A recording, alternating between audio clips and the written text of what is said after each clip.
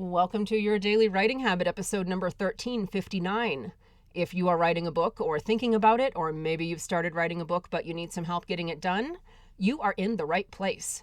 Good morning. Happy Tuesday, everyone. I'm your host, Christine Whitmarsh. If you're looking for me online, look for Christine Inc., I-N-K, like that stuff we write with.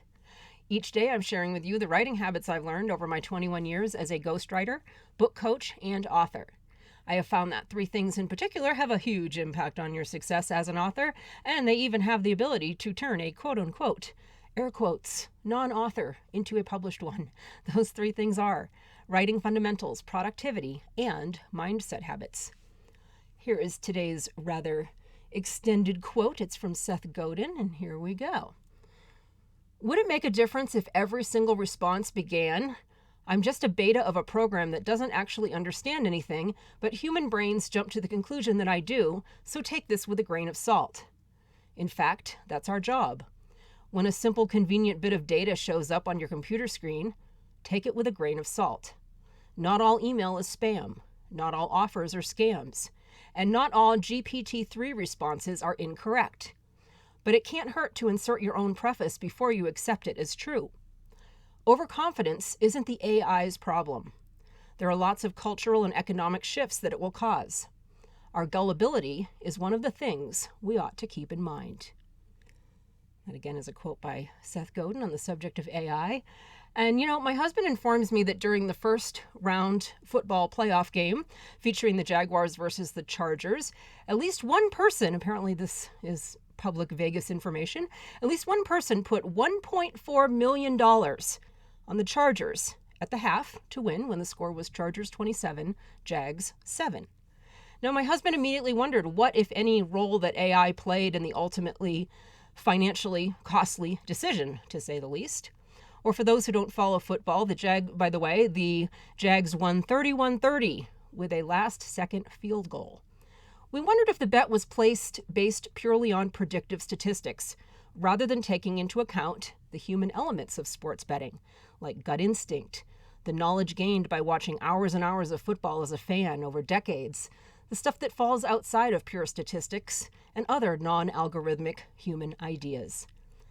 And this is, of course, my quite colorful way of introducing the fifth installment of my accidental AI and authors series. Accidental because this was not planned, but we're just running with it.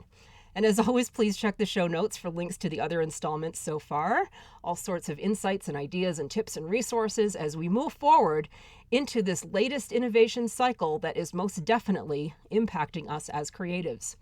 The goal of this series is not to induce panic or fear or to blindly go pro or totally anti-AI. That's not what we're doing.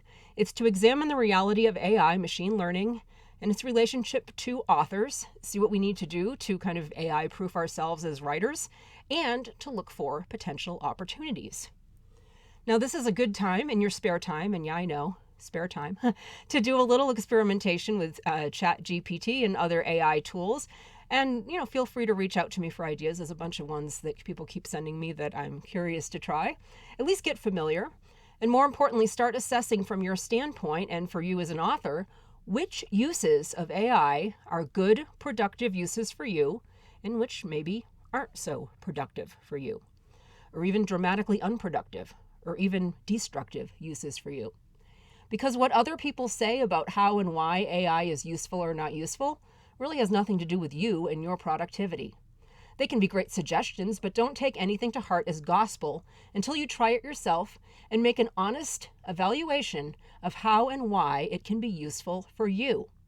I realize that AI is a more complex new type of innovation than what we're used to, so your homework process will probably be a little bit more complex, but it's worth it, even just for your own peace of mind to see what the fuss is all about in case any of it can serve your life in a positive, productive, and non-distracting way, which is what tools are supposed to do. And in a future installment, I'll share some of the results of my own experimentations, working on that. And today's show notes, I'm also including a link to additional thoughts by Seth Godin. That opening quote today was from the additional thoughts on overconfidence in AI, and I feel it's definitely related to today's exploration. So check the show notes for all sorts of goodies. Thank you for joining me here on Your Daily Writing Habit, where I am helping you write and finish writing an awesome book.